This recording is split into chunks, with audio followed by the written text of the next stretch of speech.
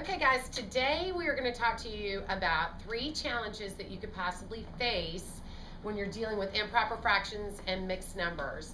And one of the things that we noticed last week that we were struggling with is if you have to subtract either improper fraction or a fraction from a whole number, mixed number. So we're going to try and show you today the steps that you can use in order to meet these challenges.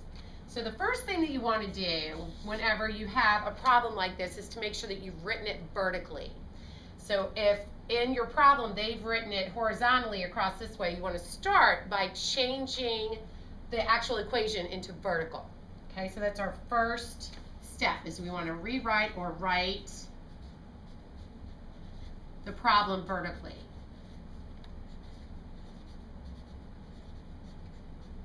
And we're going to do each of these in just a second, but first I want to show you that the steps for each of them are the same.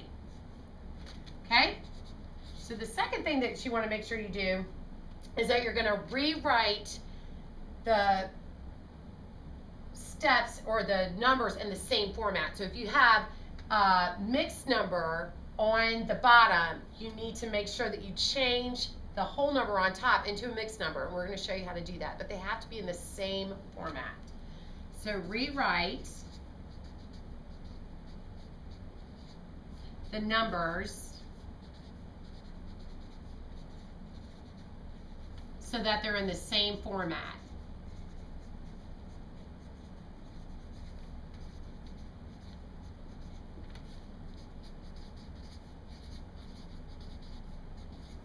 And just like everything else, our steps are going to help us to get the right answer. We have to follow the steps in order. Okay? Math is about the steps. We follow the steps, we get the right answer. Okay? Then the third step is you want to take a whole number. You're going to it's going to look like borrowing, except for that you're not going to give the number to another number. You're going to keep it for yourself, but that's what it's going to look like. So you're going to take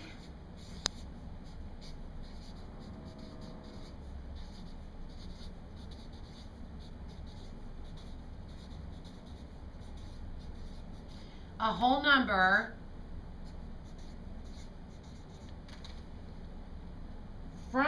you're going to take 1 from the whole number and convert it into a fraction.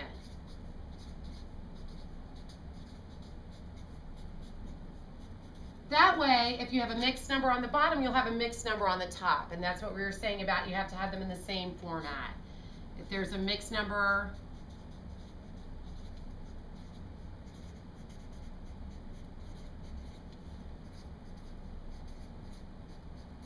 on the bottom, you need a mixed on top.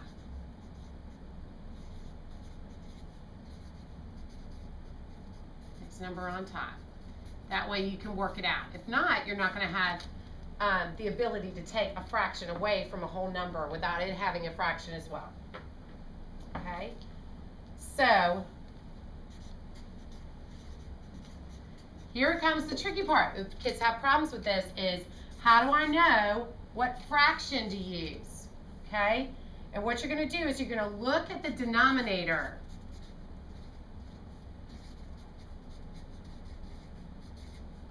of the mixed number. If I have 2/3 and I needed a whole, how many thirds do I need for one whole? I need 3/3. If I have 1/4, how many fourths would I need to have a whole? I would need 4/4. So that's why you're going to look at the denominator of the mixed number. And that will tell you what fraction you're going to need to create from your whole number.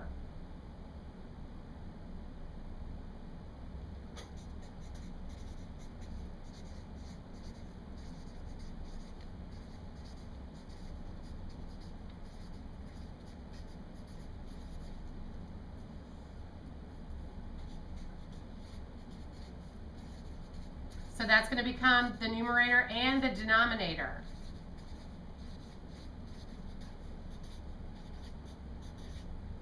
Okay, and then your final step, step 4, is that you're going to work it out from left to right.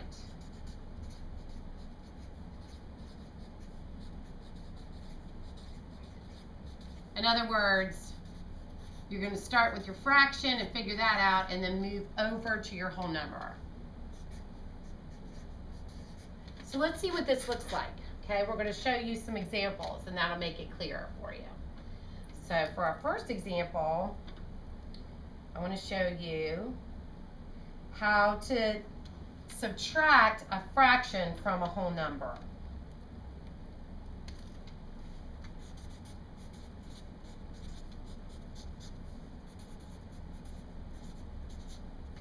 And I'm going to follow my steps.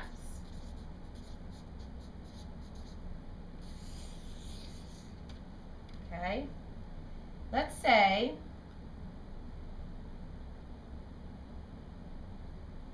that I have 3 minus 1/3. Okay, that's written horizontally. And I don't want it written horizontally, I want it written vertically. And that's my first step. So I'm going to take 3 and I'm going to subtract 1/3. Okay? But I want the numbers written in the same format, and they're not written in the same format. So what I need to do is I need to take a whole number from the whole number. So I need to take 1 from my whole number. So if I'm going to take 1 from 3, my 3 is going to become a 2. And then it says that I want to turn that I just took from it, the 1 that I just took from it, and turn it into a fraction. And I'm going to turn it into a fraction by looking at the denominator of the mixed number and creating a fraction that has the numerator and the denominator the same as that. So the denominator in my fraction is 3. So the 1 that I just took from my number 3 up here, I'm going to turn into 3/3 because of this 3. I borrowed 1, I took 1 away from the 3, I made the 3, the whole 3 a 2.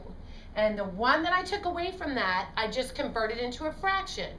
3/3 is the same as 1. That's the 1 that I just took away from the 3. I converted it into a fraction. Okay?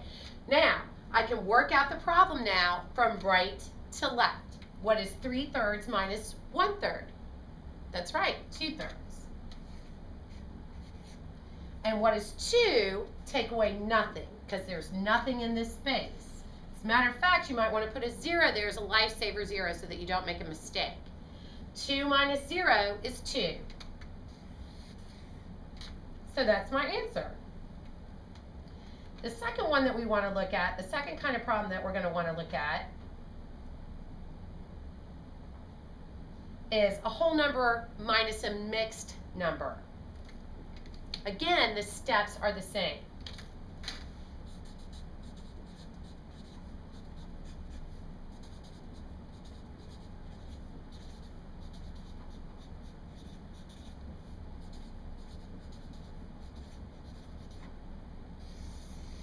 Okay, let's take, for example, if we had 4 minus 2/7.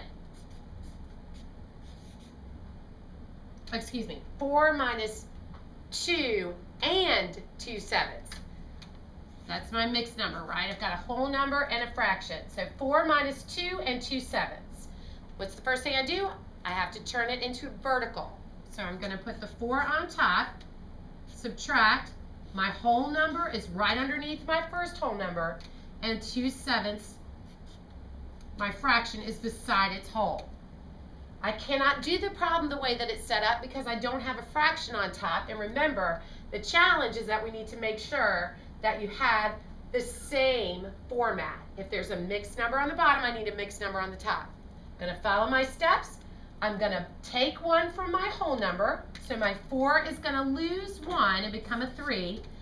And then I need to look at the denominator of my fraction, and I need to make that the numerator and denominator of my whole number on the top.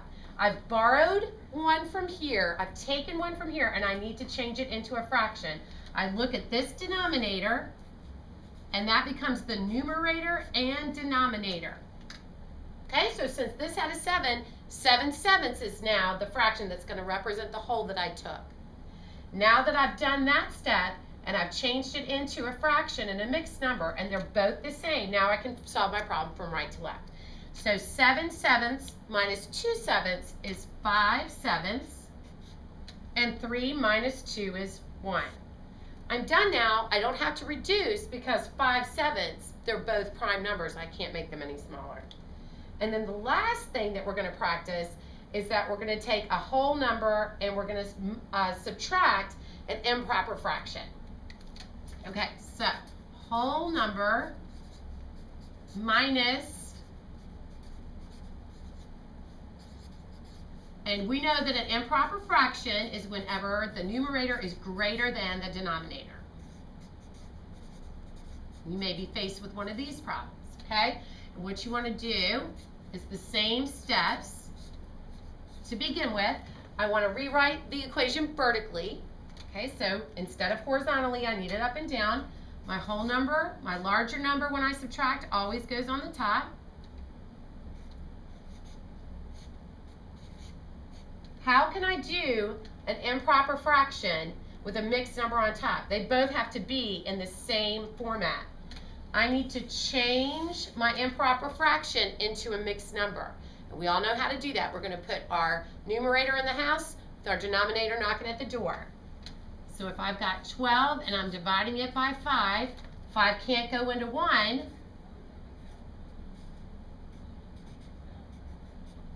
And 5 goes into 12 2 times. 2 times 5 is 10. 12 minus 10 is 2. So my whole number is my quotient. My remainder becomes my numerator, and my denominator stays the same.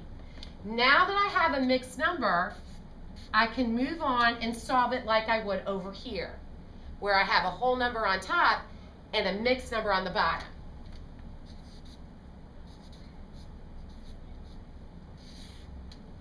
I have to borrow one. I have to take one away from the 5 so that I can create a fraction because we need them in the same format.